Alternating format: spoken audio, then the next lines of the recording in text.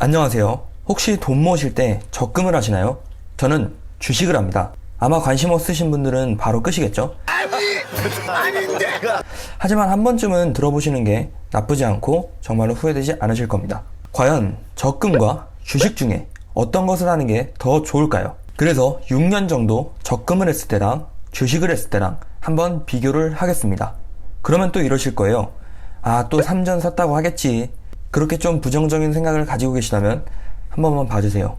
그래서 하락하는 주식을 가지고 한번 비교를 해보도록 할 거예요. 하락하고 있는 주식이라는 거 꼭 기억해 주세요. 일단 월 200만원씩 적금을 들었다고 해보겠습니다. 그럼 얼마죠?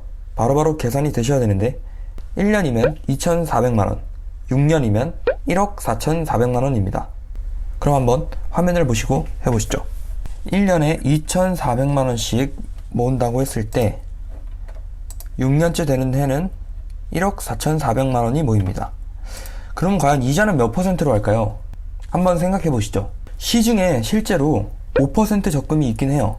하지만 월 한도가 50만원 정도이더라고요.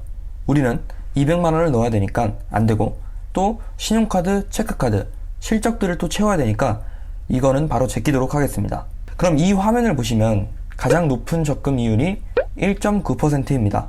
그러면 우리는 2%로 잡을까요? 다 아실 테지만 적금이자는 예금이자랑 계산법이 달라요.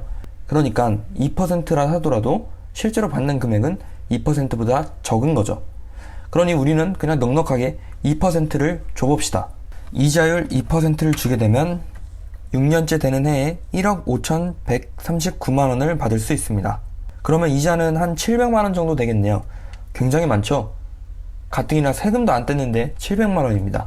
세금까지 떼면 너무 암울해지니까 이 정도만 받는다고 합시다. 그럼 적금은 이자 700만원 정도 받는다고 기억하고 갑시다. 자, 그럼 이제 주식입니다.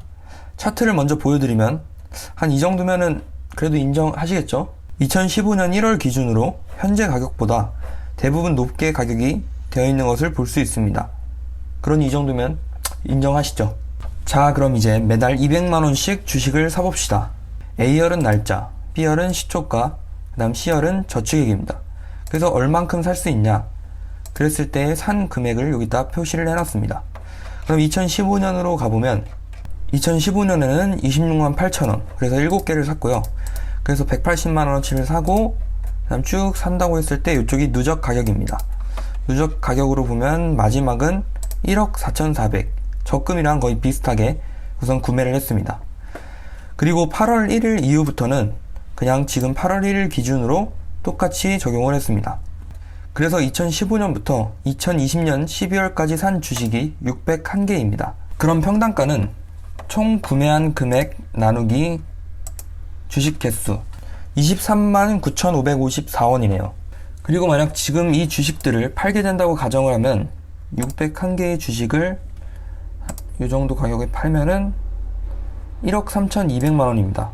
그러면 손실 금액이 1,100만 원 정도 되네요. 이래서 주식을 하면 안 돼요. 어이가 없네. 장난이고요. 여기서 중요한 게 하나 빠졌죠. 바로 배당금입니다. 이 주식은 SK텔레콤이고, 여기 보시게 되면 2015년 12월부터 한 주당 만원의 배당금을 지금까지 지급하고 있습니다. 2015년도에 93주를 샀고, 그 다음 년도에 109주, 이런 식으로 쭉쭉 산 걸 표시해놨고, 2015년도에 93주, 2016년도에는 93주에다가 109주를 샀기 때문에 202주입니다. 왜냐하면 배당금은 어차피 갖고 있는 주식에 따라서 주어지는 거니까요. 그래서 6년 동안 받은 배당금을 계산해보니 2,079만원입니다. 그래서 총 계산을 해보면은 2,079만원, 1억 5,300만원 정도 되네요. 그럼 이자가 한 900만원 정도 되네요. 아까 적금이 얼마였죠? 적금이 700만원이죠? 그럼 얘는 900만원이니까 한 200만원 정도 더 받는다고 생각을 하시면 됩니다. 겨우 200만원 가지고 주식을 꼭 해야 되냐? 라고 생각하실 수가 있어요. 이렇게 한번 생각해 보자고요. 만약 주식 가격이 떨어지지 않고 그대로였다면 2천만원의 배당금 수익을 올릴 수 있는 겁니다. 만약에 주식이 올랐다면 훨씬 더 많이 벌었을 거고요. 만약에 주식이 내렸다면 그냥 들고 계시면 됩니다. 자본주의 사회에서 어차피 자산 가격은 계속 상승할 테니까 들고 있으면 언젠가는 오르기 때문이죠. 주식에서 가장 중요한 게 뭔지 아시나요? 돈이 시간을 가지고 있으면 엄청난 수익을 가져다 줄 거라는 것입니다. 그러니 한 살이라도 젊을 때 투자를 해서 가지고 있으면 엄청난 수익을 가져다 줄 거예요. 주식에는 복리의 개념이 있으니까요. 이거는 나중에 설명드리는 걸로 하고, 결론적으로 제가 말씀드리고 싶은 것은 이상한 테마주 같은 주식을 하는 것이 아니라 정말 믿을 수 있는 것을 알아보고 또 공부를 굉장히 열심히 해서 한 살이라도 젊을 때 주식 투자를 하는 것을 추천드립니다. 그리고 부동산 투자를 하겠다는 분들도 계시잖아요. 근데 어차피 부동산 투자를 하려면 시드머니를 모아야 돼요. 그러면 적금으로 또 모으시겠죠.